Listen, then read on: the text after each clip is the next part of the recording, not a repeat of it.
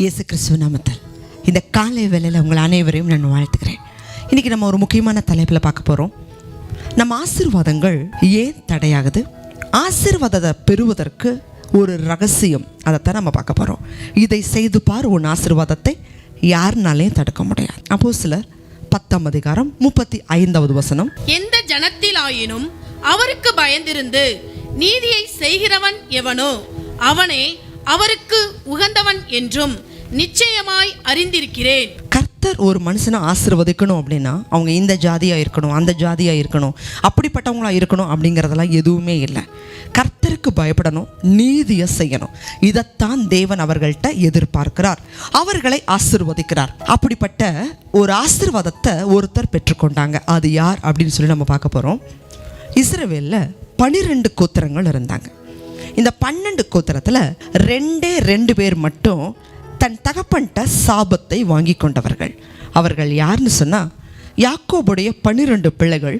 அது இல்லாமல் ஒரு பெண் பிள்ளை யாக்கோபுக்கு இருந்தாங்க. அந்த பெண்ணுடைய பெயர் தீனாள். இதை நீங்கள் எங்கே வாசிக்க முடியும்னா ஆதியாகமத்தின் புஸ்தகம் 34 வாசிக்க முடியும். யாக்கோபுடைய மகள் தேசத்தை சுற்றி பார்க்க புறப்படுறாங்க. அந்த இடத்துல ஒரு ஆண் மகள்னால அந்த பெண் பலாத்காரம் செய்யப்படுறாங்க. இந்த சம்பவத்தை குறித்து யாக்கோபுடைய 12 ஆண் மகன்களும் கேள்விப்பட்டு 2 பேருக்கு மட்டும் கடுமையான கோபம் வருது. அது யார் அப்படின்னு பார்த்தீங்கன்னா சிமியோன், லேவி. இந்த 2 பேர் என்ன செய்கிறாங்க அப்படின்னு சொன்னால் தன் சகோதரியை தீட்டுப்படுத்தினவங்களை எப்படியாவது கொலை செய்யணும்னு சொல்லி ஒரு தந்திரமான ஆலோசனை செய்து அவங்க அந்த சகோதரியை தீட்டுப்படுத்தினவங்க வந்து பெண் கேட்குறாங்க, நாங்கள் உங்கள் பெண்ணை திருமணம் செய்து கொள்ளுகிறோம் அப்படின்னு கேட்குறாங்க. உடனே அந்த சகோதரர்களுக்கு மிகுந்த கோபம். அதனால் என்ன செய்கிறாங்க அப்படின்னு சொன்னால் விருத்த சேதனம் பண்ணவங்களுக்கு மட்டும்தான் எங்கள் பெண்ணை நாங்கள் கொடுக்க முடியும், பெண்ணை கொடுக்க முடியும், பெண்ணை எடுக்க முடியும். அதனால் நீங்கள் எல்லாரும் என்ன செய்யணும், விருத்த சேதனம் பண்ணணும்னு சொல்லி இஸ்ரவேலுடைய 12 பிள்ளைகளும் அந்த தேசத்துக்கு அறிவிக்கிறாங்க. அந்த புற ஜாதி தேசத்தார் கர்த்தருடைய கட்டளை என்ன, ஒருத்தர் விருத்த சேதனம் பண்ணணும்னு சொன்னால் அந்த குழந்தை பிறந்த 8வது நாள் விருத்த சேதனம் பண்ணணும். அப்போ தான் அந்த குழந்தையினால் தாங்க முடியும். அந்த குழந்தையோட உடம்புல வரக்கூடிய அந்த ஆன்டிபயோட்டிக் நோய் எதிர்ப்பு சக்தி அந்த குழந்தையோட உடம்புல இருந்து வரக்கூடிய திரமும் அதை பாதுகாக்கும். ஆனால் இவங்க பெரிய வயதில் பண்ணும் பொழுது சில நாட்களில் அவர்களுக்கு சரீர பலவீனம் வருது. அந்த ஊர் பட்டணத்தில் இருக்கிற எல்லா ஆண் மக்களும் விருத்த சேதனம் பண்ணிட்டாங்க. அந்த உடம்புல அந்த தேசத்தில் இருக்கிற எல்லாருக்கும், ஆண் மக்கள் விருத்த சேதனம் பண்ண எல்லா ஆண் மக்களுக்கும் சரீரத்தில் பலவீனம், உடல் நோவெடுத்து அவர்கள் படுத்திருக்கும் பொழுது இதையே இந்த சூழ்நிலையை பயன்படுத்தி கொண்டு அந்த சிமியோன், லேவி 2 பேரும் அந்த பட்டணத்தில் இருக்கிற எல்லா ஆண் மக்களையும் பட்டயத்தால் கொன்று போட்டார்கள். இதன் நிமித்தம் அவருடைய தகப்பனாராகிய யாக்கோபு மிகவும் வேதனைப்பட்டு அந்த 2 பேரை சபிக்கிறார். சிமியோனையும் லேவியும் சபிக்கிறார். இது ஆதியாகமத்தின் புஸ்தகம் 49 நீங்கள் வாசிக்க முடியும். தேவஜனமே, இப்படி சபிக்கப்பட்டவர் தான் சிமியோன், லேவி. ஆனால் அதுவே இன்னொரு சம்பவம், இந்த சாபத்தை எப்படி அந்த லேவி கோத்திரத்தார் ஆசீர்வாதமாக மாற்றி கொண்டாங்க அப்படின்னு சொன்னீங்கன்னா யாத்திராகமத்தின் புஸ்தகம் 32 நீங்கள் வாசிக்கும் பொழுது மோசே சீனாய் மலையில் ஆண்டவருடைய கட்டளைகளுக்காக அவர் ஜெபம் பண்ணி கொண்டு இருப்பார். ஆண்டவருடைய கட்டளைகளுக்காக, நியாயப்பிரமாணங்களுக்காக அவர் உபவாசம் பண்ணி ஜெபம் பண்ணிட்டு திரும்பி வரும் பொழுது அந்த இஸ்ரவேல் ஜனங்கள், மோசே போய் 40 நாட்கள் ஆயிடுச்சு, மோசேவுக்கு என்னாச்சுன்னு தெரியல, உயிரோட இருக்கிறாரான்னு கூட தெரியலன்னு சொல்லி நினைத்து எங்களை வழி நடத்தி செல்வதற்கு எங்களுக்கு ஒரு பொன் கண்ணுக்குட்டி வேணும், எங்களை வழி நடத்தி செல்வதற்கு எங்களுக்கு ஒரு விக்கிரகம் வேணும்னு சொல்லி இஸ்ரவேல் ஜனங்க ஆரோன்ட்ட கேட்குறாங்க. ஆரோன் என்ன செய்கிறாரு, எல்லாருடைய உடம்புல இருக்கிற தங்கத்திலான பொன் ஆபரணங்களை வாங்கி அதை அக்கினியில் போட்டு ஒரு பொன் கண்ணுக்குட்டியாக செய்கிறார். செய்து இவைகள் தான் உங்களுடைய விக்கிரகங்கள் சொன்ன உடனே அந்த இஸ்ரவேல் ஜனங்க ஆண்டவரை மறந்து தங்களுக்கு செய்த அற்புதங்களை எல்லாம் மறந்துட்டு அந்த பொன் கண்ணுக்குட்டி தான் தங்களுக்கு தெய்வம்னு சொல்லி அந்த பொன் கண்ணுக்குட்டி முன்னாடி ஆடல்களை ஆடி பாடி தங்க உடம்பை கிழித்து கொண்டு நடனம் பண்ணினார்கள். இதை பார்த்த உடனே ஆண்டவருக்கு மிகுந்த கோபம், இவர்களை அழிக்கணுங்கிற அளவுக்கு கோபம். ஆனால் மோசே இவர்களுக்காக பரிந்து பேசிட்டு கீழே இறங்கி வர்றாரு. மோசே பார்த்த உடனே அவரால் தாங்க முடியல. தேவாதி தேவனை விட்டுட்டு ஒரு விக்கிரகத்தை வணங்குறாங்களேன்னு சொல்லி அந்த இடத்துல மோசே கேட்குறாரு.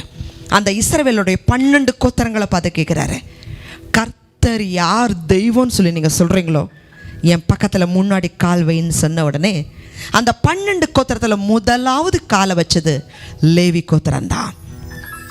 தேவன் உடனே சொல்கிறாரு, அந்த லேவி கோத்திரத்தார் யாரெல்லாம் அந்த விக்கிரகத்தை தெய்வம்னு சொல்லி வணங்குறாங்களோ அத்தனை பேரையும் வெட்டி சாய்க்கிறாங்க. கர்த்தர் சொல்கிறாரு, என்னுடைய ஆசாரிய ஊழியம் செய்வதற்கு, என்னுடைய பணிவிட செய்வதற்கு நான் தெரிந்து கொள்ளப்பட்ட சந்ததி இந்த 12 கோத்திரத்தில் இந்த லேவியனை எனக்காக பிரித்தெடு.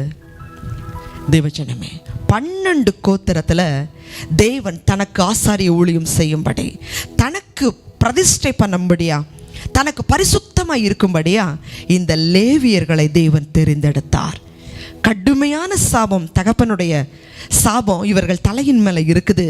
ஆனால் கர்த்தருக்கு வைராக்கியமாக நிற்கும் பொழுது அந்த கடுமையான சாபத்தை இவர்கள் ஆசீர்வாதமாக மாற்றிக்கொண்டார்கள். தேவஜனமே, உங்களோட வாழ்க்கையில் கூட ஏதாவது கடுமையான சாபங்களோ தடைகளோ பிரச்சனையோ தொடர்ந்து வந்து கொண்டு இருந்தாலும் சரி, இன்றைக்கி கர்த்தர் நம்மளை பார்த்து சொல்லுகிற காரியம், எந்த ஜாதியாக இருந்தாலும் சரி, கர்த்தருக்கு பயந்து நீதியை செய்கிறவன் எவனோ அவனே அவருக்கு உகந்தவன். 12 கோத்திரத்தில் தேவன் ஏன் தன்னுடைய ஆசாரிய ஊழியம் செய்வதற்காக, தன்னுடைய மகிமையான உடன்படிக்கை பற்றிய சுமக்கிறதற்காக, ராஜாக்கள் அபிஷேகம் பண்ணுறதற்காக லேவியர்களை மட்டும் தேர்ந்தெடுத்தார்னா கர்த்தருக்காக அவர்கள் தான் முதல்ல கால் வச்சாங்க. தேவஜனமே, இன்றைக்கி ஆண்டவருக்காக எதை செய்கிறதா இருந்தாலும் சரி, ஊழியத்தை செய்வதற்கு, கர்த்தருக்கு பரிசுத்தமாக நிற்கிறதற்கு முதல்ல நீங்கள் உங்களை ஒப்பு கொடுத்தீங்கன்னு சொன்னால் தேவன் நிச்சயமாக உங்களை அழைத்து ஆசீர்வதிக்கிறத இந்த உலகத்தில் யாருனாலையும் தடுக்க முடியாது. இன்றைக்கி ஆண்டவர்கிட்ட ஒரு பொருத்தனை பண்ணுவீங்களா? நான் பரிசுத்தமாக இருப்பேன், ஆண்டவருடைய பிள்ளையா நான் வாழுவேன், உலகத்தோட எந்த விஷயத்திலும் நான் காம்ப்ரமைஸ் ஆக மாட்டேன், விட்டு கொடுக்க மாட்டேன், எனக்குன்னு தேவன் கொடுக்குற ஊழியத்தை நான் உண்மையாக செய்வேன். இந்த உலகத்தில் ஆண்டவருக்கு ஊழியம் செய்கிறதுல வர ஆசீர்வாதம் வேறு எதுலையுமே இல்லை. பாட தெரியுமா? பாடுங்க. உங்களுக்கு என்ன தாளந்து ஆண்டவர் கொடுத்துருக்கிறாரோ அதை கர்த்தருக்காக பயன்படுத்துங்க. அவங்க செய்கிறாங்க, நான் செய்கிறேன்னு இல்லை. யார் செய்தாலும் செய்யாவிட்டாலும் நான் ஆண்டவருக்காக செய்வேன்னு சொல்லி ஒப்பு கொடுத்து பாருங்கள், தேவன் உங்களை அதிகமாக ஆசீர்வதிப்பார். யாருனாலையும் தடுக்க முடியாது. கண்களை முடிச்சு போய்க்கலாம். அதிகமாக என்னை சிக்கிறீங்களா அன்புள்ள ஆண்டவரே? இஸ்ரவேலருடைய 12 கோத்திரங்களில் தகப்பனுடைய சாபத்தை வாங்கினது சிமியோன் லேவி. ஆனால் அந்த லேவியர்கள் கர்த்தருக்காக நிற்கிறவன் யார் என்று சொல்லி கேட்கும்போது முதல்ல லேவியர்கள் வந்ததுனால தேவன் அவர்களவே தனக்கு பரிசுத்தமாக தெரிந்து கொண்டீங்க. யாருக்குமே கிடைக்காத ஒரு பாக்கியம் அந்த லேவியர்களுக்கு கிடைத்தது. அவங்க மட்டும்தான் தேவனுக்கு ஊழியம் செய்ய முடியும், அவங்க மட்டும்தான் ஆசீர்வதிக்கப்பட்டவங்க, அவங்க மட்டும்தான் கிருபை பெற்றவங்க. தகப்பனே, அன்று மட்டுமல்ல இன்றும் யாரெல்லாம் கர்த்தருக்காக வைராக்கியமாக நிற்கிறாங்களோ அவர்களை தேவன் கைவிடுகிறதில்ல. அவர்களை உயர்த்தவும் தேவன் தாமதிக்கிறவர் அல்லப்பா. யாரெல்லாம் இந்த செய்தியை பார்க்குற ஜனங்க, நான் ஆண்டவருக்காக வைராக்கியமாக நிற்க போகிறேன், ஊழியம் செய்ய போகிறேன்னு சொல்லி ஒப்பு கொடுக்குறாங்களோ தேவன் உயர்த்துங்க, ஆசீர்வதிங்க. இயேசு கிறிஸ்துவின் நாமத்தில் ஜெபிக்கிறோம் நல்ல பிதாவே, ஆமென். தேவஜனமே, கர்த்தருக்காக வைராக்கியமாக இருங்க, ஊழியம் செய்யுங்க. தேவன் நிச்சயமாக உங்களை ஆசீர்வதிப்பார். யாருனாலையும் தடை செய்ய முடியாது. ஆமென்.